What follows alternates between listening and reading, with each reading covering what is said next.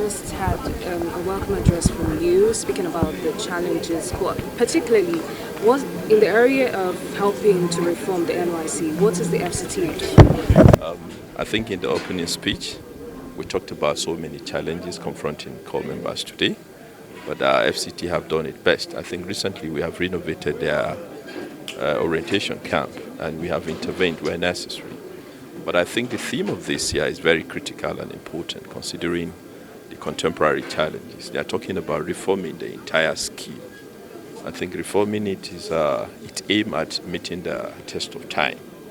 I think it is only in Nigeria we talked about NYC without having a handbook. So reformation, to me, I think is going to center more on entrepreneurship, skill acquisition, so that they can be self-independent, self-reliant immediately after the scheme. Okay, the speakers have highlighted the importance of the theme of today's workshop, particularly for the calls that have been raising voices on the abolishment of NYC. What do you have to say about that?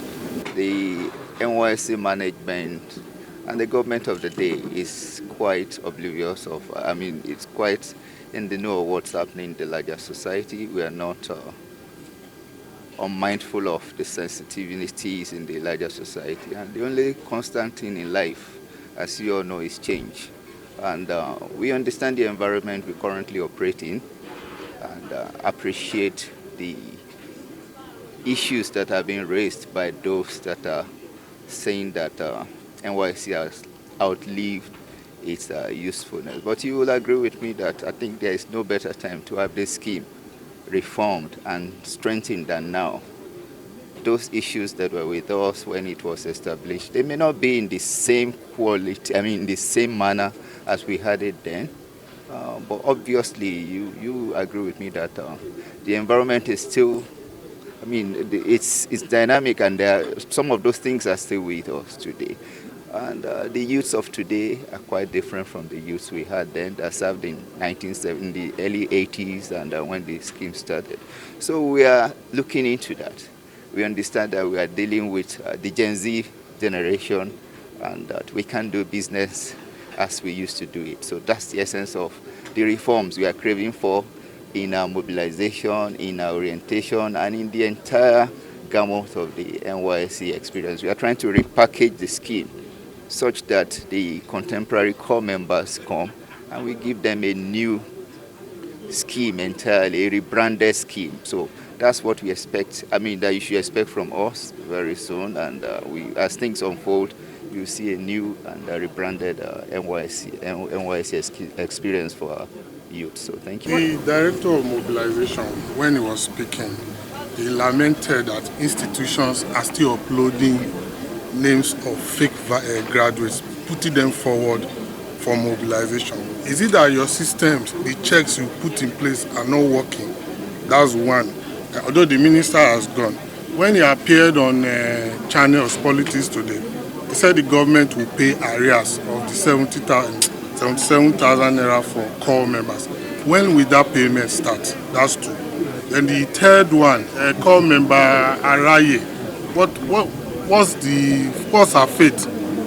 What's the position of the NYC with regards to her conduct? Thank you.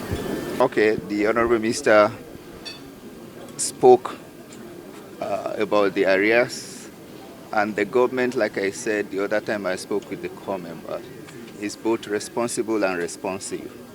The government is quite conscious of its promise, and within the budgetary provision, I believe the government is going to handle that, and once funds are released to us to offset the arrears, we definitely and surely will pay off that.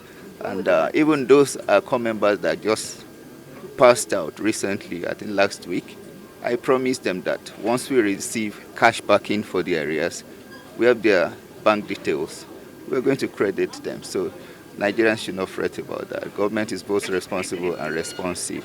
So on the issue of mobilization, yes, that's the whole essence of this pre-mobilization workshop, to strengthen our activities, to kind of strengthen the handshake between the technologies we deploy at the National Directorate headquarters and the ones they deploy there, and be mindful of the fact that we have regulatory bodies, both JAMB and MBTE, that regulates the academic activities at the university and the polytechnic level. So that's why we have them here, to be able to strengthen that. If you if you do not do JAMB or you do not pass through MBTE, there's no way.